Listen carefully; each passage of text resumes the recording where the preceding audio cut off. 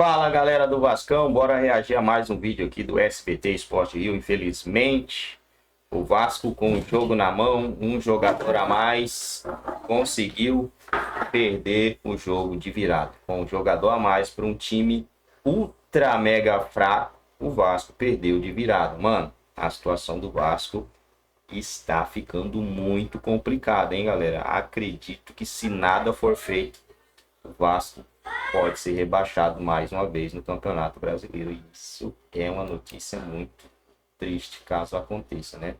Venê. Eu quero ganhar, pô. Eu falei, vamos pular o Vasco, ele não tá legal. Ele não tá bem, não. Não, novos ares Minha na caneca colina. tá vermelha. Novos ares É na colina. Sério. Muitas mudanças. Eu estava vendo o jogo, eu estava me sentindo em novembro de 2023. Quando eu passei por essas coisas, que eu falava, que isso? Preocupa. Faltou vergonha de novo. Na volta do VT do Vasco, sabe onde é que Flávio Vinick está? Onde você estará amanhã. Amanhã. Na Tô Argentina. partindo. Cadê o Vascão? Jogando no Barradão, o Vitória começou a partida assustando. Jamerson avançou pela ponta e chutou para a defesa de Léo Jardim. Na resposta do Cruz Maltino, o Ryan encheu o pé para a defesa de Lucas Arcanjo. E o vascaíno se empolgou quando o Mateuzinho foi expulso após cotovelada em Paulinho. Com um a mais, o Vasco foi para cima e Verratti subiu de cabeça para abrir o placar. O que parecia uma vitória certa virou um drama. Léo Jardim espalmou para dentro da área e Renato Kaiser deixou tudo igual. Léo Jardim espalmou de novo e Gustavo Mosquito mandou na trave. E mesmo com 10 em campo, Vitória continuou pressionando. Mosquito mandou de cabeça para Kaiser encher o pé, marcando o gol da virada e fechando o placar. Final, Vitória 2, Vasco 1. Uma palavra. Olha, a gente vai ter muita coisa pra debater essa semana, porque segunda é sempre um dia mais apertado. Você prefere falar já do começo do Diniz ou desse jogo aí, Pedro? Eu posso resumir. Eu e Venê estamos aqui pra te escutar. Eu tô aqui pra ver um show, Pedro. Não, mas vocês querem o quê? Eu quero ver show. Vocês querem a análise do jornalista ou a raiva do torcedor? A raiva do torcedor. Dá pra fazer os dois, pô. Falta de vergonha, grupo fracassado. Gente, grupo fracassado. Tomar uma virada fora de casa com um a mais, com o Vitória, com todo o respeito, que é um time mediano, no máximo, podemos colocar assim. Se toma uma vitória do Palmeiras, já é pra você ficar com raiva. Mas aí você pensa, pô, é o Palmeiras. Agora, tomar uma virada do Vitória, com todo o respeito ao Vitória, que é uma equipe muito melhor treinada pelo Thiago Carpini, desculpa, gente, é falta de vergonha na cara. E é o que eu falei aqui. Esse grupo tem uma veia de derrota, uma veia derrotista. Eu lembrei de você na hora. É óbvio, é um grupo fracassado. Eles Eles têm medo de ganhar, Fernanda. Eles têm medo de ganhar. O Vasco é alérgico à vitória. É mais ou menos isso. É sério. Não é sacanagem, não. Tanto é que, se você for pegar o cenário da partida, é o seguinte. O Vasco começa o jogo, a bola fica com Vitória. 20, 25 minutos, jogando fora de casa, ok, sem problema. Sistema defensivo bem montado, Vitória não ameaçou tanto o Vasco. E aí, acontece o que geralmente o Vasco faz com o adversário, que é o quê? Besteira. O Mateuzinho vai lá, dá uma cotovelada aleatória na cabeça do Paulinho e o Vasco ganha um presente aqui, Vascão. Um a mais na tua mão, meu camarada, pra você ganhar o primeiro jogo fora de casa. Vamos ver o que você faz com isso, Vascão. Melhorou, o Paulinho jogou bem, o Esforza jogou bem, a equipe começou a ter... Jogou bem, apareceu, a equipe começou a ter um pouquinho mais de envolvência ali, principalmente após a expulsão. O gol sai do lado que é mais talentoso do Vasco, que é com Nuno, Coutinho e Piton. Piton cruza na cabeça do Verratti, sempre ele, mais uma vez, faz o seu 15º gol aí na temporada. Show! Aí você fala, não é possível, gente. Pela primeira vez, eu acho que o Vascão vai aproveitar a oportunidade que o destino deu pra ele. Um a mais, ok, volta pro intervalo, o Paulinho estava amarelado. Então, teoricamente, na cabeça de qualquer treinador, você não vai dar chance pro azar de perder a superioridade numérica. Então, se o Paulinho tá amarelado, você troca o Paulinho. Mas aí ele me trocou o Paulinho pelo Hugo Moura. O Vasco estava precisando vencer o jogo. O Felipe poderia ter colocado o Tietê, poderia ter colocado o Adson, poderia ter colocado o Lloyd. Pra quê? Pra você encaixotar o Vitória, já que você tem mais espaço e superioridade numérica. O Diniz faz muito isso quando tem um jogador a mais. Ele tira zagueiro, ele coloca atacante e tudo mais. Pra quê? Pra você chegar ao segundo gol e se sentir confortável dentro da partida. Mas o Vasco não. O Vasco é alérgico à vitória. E o Felipe é o responsável por isso, porque ele colocou o Hugo Moura, o jogador que mais erra no ano do Vasco, ele colocou pra conseguir fazer o segundo gol do Vitória, mas não era isso. Sabe o que o Felipe queria? Segurar 1-0, mesmo com um a mais. Aí o que o Thiago Carpini fez com ele, que ele é técnico de futebol? O Thiago Carpini é técnico. Ele fez isso aqui, ó. Engoliu o Felipe, que ele botou o Kaiser, que meteu 2 gols, e o Fábio, que é o ponta direita do Vitória, acabou com a defesa do Vasco. Somente em jogada de transição rápida. Toda hora o Fábio saía sozinho lá na ponta direita, força física. O Vasco sentiu logo depois o gol na bola aérea, um gol patético, inclusive. Se olhar o Jardim, ó, acorda, meu camarada, que você não é um problema do Vasco, mas novelinha pra renovar, atuação patética, atuação vergonhosa lá no Barradão, não sai na bola, quase entregou um gol pro Gustavo Mosquito, errou de novo no segundo gol. Então assim, vamos acordar, meu camarada, o Vasco é muito maior que você. Tudo que você tem hoje de cenário, de projeção, foi o Vasco que te deu. Você foi pra seleção brasileira por causa do Vasco, você hoje é conhecido como um grande goleiro no Brasil por causa do Vasco. Não quer renovar? Chega e fala que não quer renovar. Não vem com novelinha não, porque assim, a torcida do Vasco é muito grata a você, mas você também tem que ser muito grato ao Vasco. E já tem 3 meses que o seu empresário recebe proposta de renovação, dobrando o seu salário e você não responde. Aí agora que tá chegando perto da renovação automática, ele começa a responder. Atuação patética. Patética como tinha sido também, tomando gol de um moleque de 1,59 lá no jogo contra o Porto Cabede.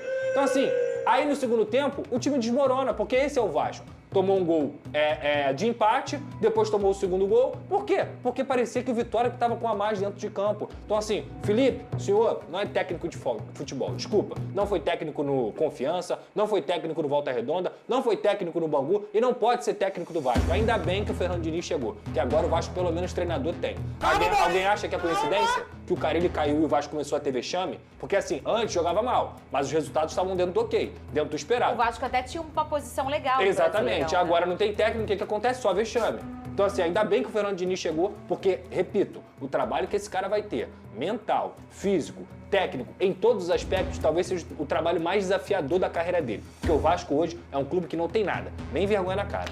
Vini, eu fico triste quando o Vasco... Mas vai descer, vai descer. Tem um motivo pessoal também, sua casa fica estremecida, né? Fica estremecida. Ele, na minha casa, o que ele fez? Bebeu pra esquecer. Olha que coisa. Calma, Moreno, Aí sabe o que calma. acontece? Mas eu amo esse skin dele. Ué. Ele vai ficando...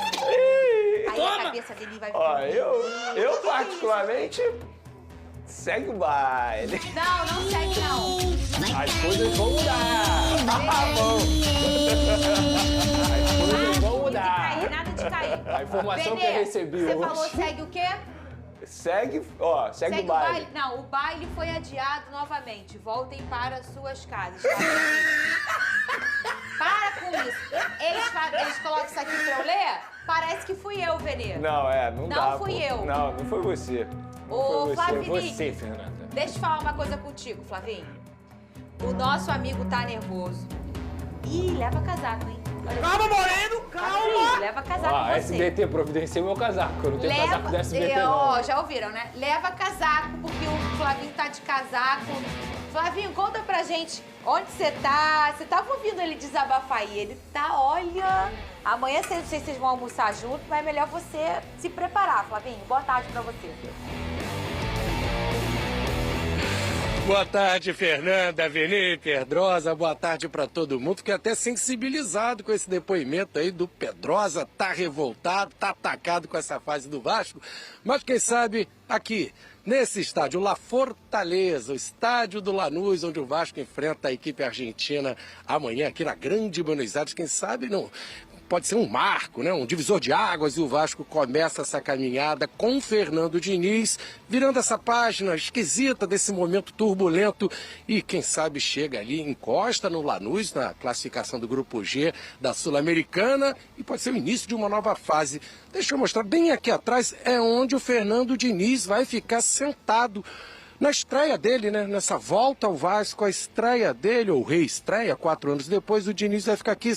Ele não é muito de ficar sentado, não. Ele fica agitado lá na beira do campo. Mas os reservas vão ficar aqui. Esse aqui vai ser o banco do Vasco, no estádio La Fortaleza. O nome oficial está ali escrito em cima, estádio Cidade de Lanús, Nestor Dias Pérez. Vamos dar aquela passeada bacana pelo estádio, que eu sempre gosto de fazer, né, Fernando? Eu sei que você gosta também de ouvir histórias do estádio, saber do clima, porque passando o primeiro clima, que você falou de frio. Ô, Pedrosa, tem que trazer casaco, sim, 17 graus aqui, 1h da tarde, 17 graus, um frio danado pro Carioca, um vento gelado e a expectativa na hora do jogo em torno de 14 graus. Olha, o estádio tem capacidade para 45 mil pessoas, foi inaugurado em 1929, um amistoso entre Lanús e Boca Juniors, vencido pelo Lanús. O Lanús é um clube antigo, fundado em 1915, um tempo antes da inauguração desse estádio. A gente vê que o gramado tem boas condições. Tem um amigo ali, o Cebola consegue mostrar, o amigo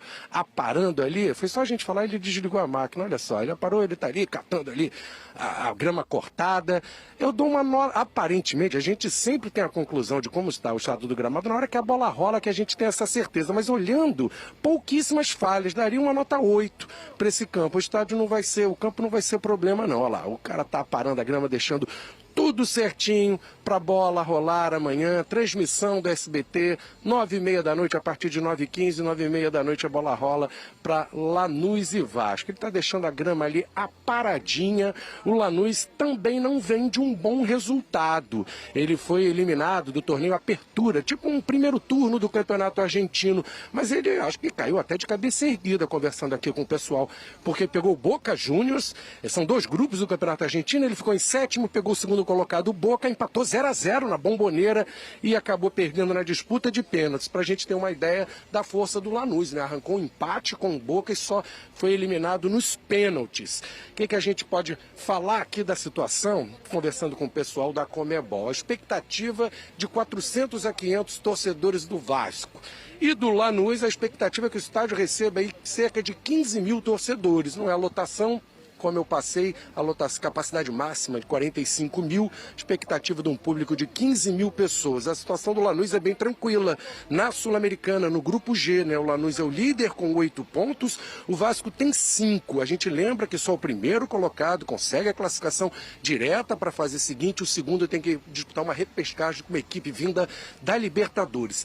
Para o Vasco chegar à liderança, está complicada essa situação. São 3 pontos, mas tem uma diferença grande do saldo. Então o Vasco precisa vencer amanhã por 3-0 para assumir essa liderança, não deixar para a última rodada. O Vasco joga contra o Melgar na última rodada em São Januário, só que o Lanús recebe o Porto Cabédio aqui nessa última rodada, então é importante o Vasco vencer. Tá difícil chegar a essa primeira colocação, mas boa chance para o Vasco ficar em segundo e tentar passar de fase pela repescagem. A gente está vendo o pessoal da Conmebol trabalhando por aqui, aí tem um... Deixa eu sair aqui para o Cebola mostrar. Esse pessoal está fazendo os últimos ajustes, andando, a gente já viu ajeitando as placas de publicidade, e a gente está vendo também o pessoal da máquina ali, o cara ajeitando o gramado, deixando tudo batidinho. Vamos falar um pouquinho da história? Mostra ali, que eu achei interessante, lá em cima. Tem as taças, os desenhos, né, das principais conquistas do Lanús. Em 96 o Lanús foi campeão da Conmebol antiga, sul-americana, a gente pode colocar assim. 2007 campeão argentino, 2013 ganhou a Copa Sul-Americana e tem outro campeonato argentino em 16, Supercopa. E talvez uma das grandes, não foi uma conquista, não foi um título, mas eles falam com orgulho, lembram bem que o Lanús foi vice-campeão da Libertadores em 2017, quando perdeu aquela decisão para o Grêmio. Então a expectativa aqui dos argentinos é de que o Lanús vai conseguir essa liderança. Claro que eles estão confiantes pela situação, apesar da eliminação no campeonato argentino, vão chegar na primeira colocação, mas a gente fica, claro, na torcida para o Vasco vencer. Será que o Diniz começa essa caminhada, estreia uma vitória, quem sabe, por 3-0, o Vasco pega essa liderança do Lanús no grupo G, vamos aguardar. O Diniz vai ter que contornar um ambiente, né, muito delicado, né? O técnico começa o trabalho hoje, lá no CT do Vasco, já teve, eu acredito, essa atividade pela manhã, e a gente aguarda a chegada aqui do Vasco, aguardo também a chegada do Pedrosa. A delegação vascaína chega aqui em Buenos Aires às 18h30, a gente já vai acompanhar a chegada do Vasco, vai mostrar ao longo da programação do SBT a chegada no hotel também, tem torcedores do Vasco vindo para cá, que a gente sabe, como eu disse o pessoal da... É isso aí, galera do Vascão. O negócio, cara, é o Vasco ganhar fora de casa, né? Se em casa tá difícil ganhar, acreditar que vai ganhar fora de casa é que tá o complicado. Mas, obviamente, o torcedor vai torcer, vai assistir o jogo e vai esperar um resultado legal. Tava sem treinador, né? Pode ser que com o novo treinador agora o Vasco consiga trazer algum resultado aí pro seu torcedor, né? Um empate não será algo ruim, agora a derrota vai ser amarga, né? Vamos dar uma olhada aqui na tabela do Brasileirão pra gente entender o que o Vasco tem que fazer no grupo da Sul-Americana. O Vasco vem de 1, 2, 3. Só de derrotas seguidas são 3, 4, 5, 6, 7, 8. 8 jogos sem vencer, cara. São 5 derrotas e 3 empates. Aí o pudim azeda, né, galera? Corinthians praticamente também já está eliminado, né? O Vitória também praticamente eliminado. O Grêmio vai pegar a repescagem. O Cruzeiro eliminado. Fluminense até o momento pegando repescagem. O Vasco também pegando repescagem. O Lanús tem 3 pontos a mais, né? Ixi, Lanús... tá todo mundo ali na cola do Vasco já, mano. O Vasco pegar a repescagem aqui. Pra pegar a repescagem aqui, vai ter que vencer o jogo, hein, galera? Vai ter que vencer o jogo.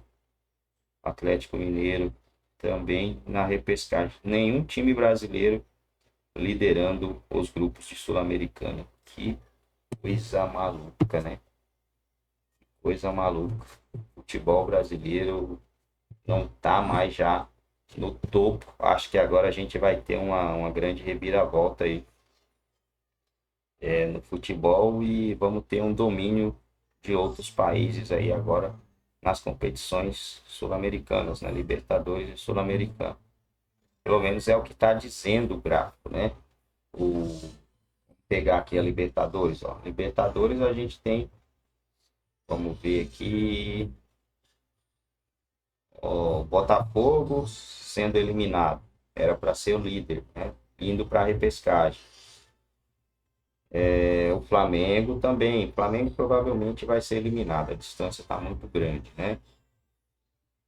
Aí a gente tem o São Paulo líder, Fortaleza segundo colocado, Bahia líder do grupo, o Inter sendo eliminado. 3 times brasileiros sendo eliminados já na fase de grupo, algo que não é normal.